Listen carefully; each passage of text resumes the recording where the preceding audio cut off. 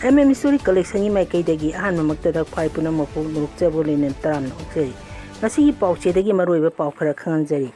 phajinkhraba naga taruke langla lajin leingakna thasi nipan phaobda pikhtlknaba high court na khnghnkhre case asi NI de sinnakhre hairabsu agensi sinadi report amta leirmdre endoscopy kaung khangbata tangai phadi Dr. Kumar ansonggi khongchen amuke kanjhalakadori lebananga anoba spare tawngakiba matung izen makhatan attack jathari Mui ohum sikre. Hajik pau sandona muk pijari. Lailon wafe khulda phaki ba naga misam taruki matang da thangalaki PL Manipur High Court na lakhot kre. Langan action taken report ADR khalangnaba khanghnkhre. Naga misam taruk phajingki bagi case NI da sinnakhre na langan phungdokhraba su state langaktagi makhal amatagi intimation NI na phangba laikri haina deputy solicitor general na court thamlakhre hairi. Public interest litigation PL adu Naga lawyers Association Manipur ki president or advocate team mak khapaina petition or High Court of Manipur da tharkibani PL adu ngasi High Court of Manipur ki Chief Justice M Sundar amni Justice Akoijam Bimol ani gi bench pholakona High Court of Manipur ki court number 1 da khanaki case asigi matana ngasi court da khanaki ba wafam sing pawdon tuna petition ni makai dagi de advocate T Julius Ramain hai phaki banaga misam tarok ngasi phawam phangkhangdan laini makhoi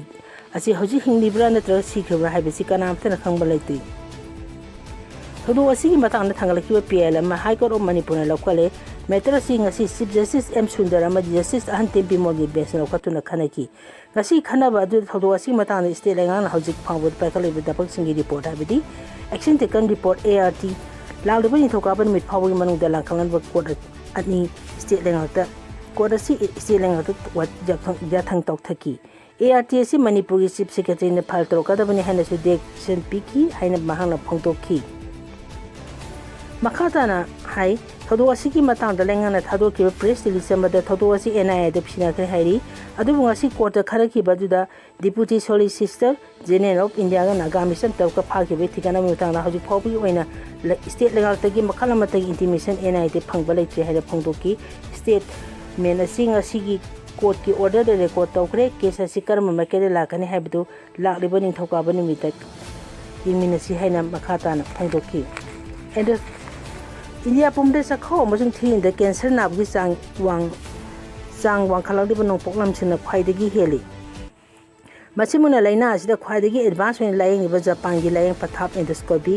kaunu ning thina khangba mathaukai hai Institute of Liver and Digestive Science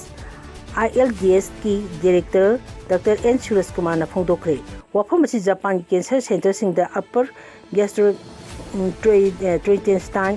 UIAG endoscopy अमदी advance diagnostic मतौ करम सथरी हाबिगी मतांग द अवानो post station द लाइबा गैस्ट्रोलॉजिस्ट सिंगी ओइबा निमिनि चुपना सथागदबा वर्कशॉप होतोबी की क्वाइथेन द लाइबा ILDS द पंगथोकी बथोम द मांगना फोंदोकी बनी थरोमादु द मांगना मखाताना हाय Sakho marin di cancer na bagire sang asi leba asigi oina awang poi station da masila masing khwai dagi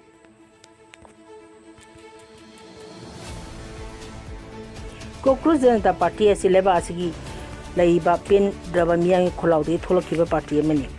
Cockroach Janata Party asi leba asi de laiba tongan political party singa mari amta lainadi party asi leba asi de tholiba tongan me isuna maram oira pen draba miyang dei khoisang draba kholauna Madam Boyga Tolkiba Part Miang Party Yamani Hana Cockroach Janata Party spokesperson Asustos Ramkana Fundokri. Tasi Dr. Levas, the Toliba Tongan Sugi Matan, the Cockroach Janata Party in the Sindana, Zentramated, India Langakna, the Queen Jassing and Hana Shem Saiba Sigi Matanga. Pangtopo News Conference that CJP give spokesperson Asuton Ramkana Wapamasi Fundoki Bani. Kasi Pangtoki press conference to Asutos Ramkan High, Cockroach Janata Party High Party as Lenga as the Labour Tongan political party Matagamari Lena, but top Makagi Party Yamani. Lebas the Toliba need use the paper leak over Wato Amadi CBSC Labour OSNG controversy as he Matanda Lebas Union Education Minister Dramen the Patan resignation to whatever behind online put the petition or in a demand to even Mui Lak the Palo support Pang behind a Pondoki. Nearly the Labour Constitution Club the CJP na sinda na pangtokyo press conference da Asutos Ramkada natan na bisite Daya amadi phaobda sta saruyaki press conference atu loreba matong Cockroach Janata Party founder Abhijit Diken haibe mi ahum asu party asigi spokesperson ni haina lautokibani Panba yabdi haukiba me ahom da pangtugibani UGG exam question paper leak oibai wathok thokraba matung laiba asi da laiba masing yam do miya na leba asi education minister Leirmdre Pradhan bu phamdagi design tawdamni haina ko tongan tongan ba kholaw kya lauduna akan makhung changsilakhi Penedra miya kholaw golena na akan mamunda khong changsilinga seraga du Cockroach Janata Party ma kedi education minister Leirmdre Pradhan masai phamdagi resignation piduna laiba sing matan online khutang da satirical platform oina akan mamonda political campaign ama sathraki online khutang da CJP ne sathraki ba satirical political campaign aduna masing yan miya nu salu yarki miya online khutang da CJP ne sathari ba satirical political campaign asi salu yarki ba sina maram warga thasi ki tawte new delegation badare union education minister Leirmdre Pradhan bu minister ki phamdai resign tawdabni haina CJP ne sindon india lenga ki mathakta akan ba khonjang changsin ba semsari masing yamna miya nu salu yarna changsin ga de khonjang chi lebak khnghnkhre masak naiba tongan political activities kaya su saruk yarba yai haina paw asina makha tari hajiki oinadi matang asida paw passenger khoi puno pu amuka hanai kai khumna ba usari Cockroach Janata Party asi leba asigi laiba pen draba miyang kholaudi tholokiba party amani Cockroach Janata Party asi leba asida laiba tongan political party singa mari amta leinadi Party asi leba asida tholiba tongan me isuna maram warga pen draba miyang dei khoi saungraba kholauna maram warga tholokiba party miyang gi party amani haina Cockroach Janata Party gi spokesperson Asustos Ramkana phungdokre thasi tawta leba asida tholiba tongan me isugi matanda Cockroach Janata Party na sindana jantra matada India lenga ki matada khong jangsingeni haina sem saiba sigi matangda pangtokpa news conference amta si CJP gi spokesperson Asustos Ramkana wafam asi phungdokibani kasi pangtokhi press conference atuda Asustos Ramkana hai Cockroach Janata Party haiba party asi lenga asi leiba tongan political party amta mari leina da top makhagi party amani leba asi tholiba nit UG paper leak oibagi wathok amadi CBSE leiba OSN gi controversy asi matangda leba asi union education minister Leirmdre Pradhan resignation tawgadabani haina online khutang petition oina demand toiba mioi lakh nipalogi support phangni haina phongdoki New leba Constitution Club da CJP ne singna pangthokya press conference da Asustos Ramkana natana BJP daya amadi phaobda sta saruyaki press conference atu loreba matong Cockroach Janata Party ki founder Abhijit Diken haiba mi ahum asu party asigi spokesperson ni haina laukokibani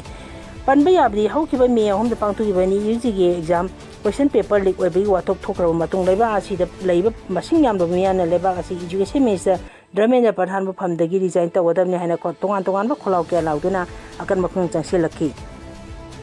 Penedra miya kholaw golena na akan mamunda khong changsilinga seraga du Cockroach Janata Party ma kedi education minister Leirmdre Pradhan masai phamdagi resignation piduna laiba sing matan online khutang da satirical platform oina akan mamonda political campaign ama sathraki online khutang da CJP ne sathraki ba satirical political campaign aduna masing yan miya nu salu yarki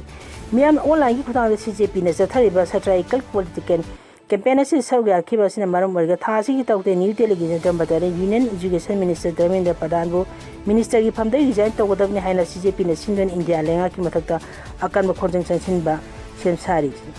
masing yamna miya na salu yarna changsin ga de khonjang chi lebak khnghnkhre masak naiba tongan political activities kaya su saruk yarba yai haina paw asina makha tari hajiki oinadi matang asida paw passenger khoi puno pu amuka hanai kai khumna ba usari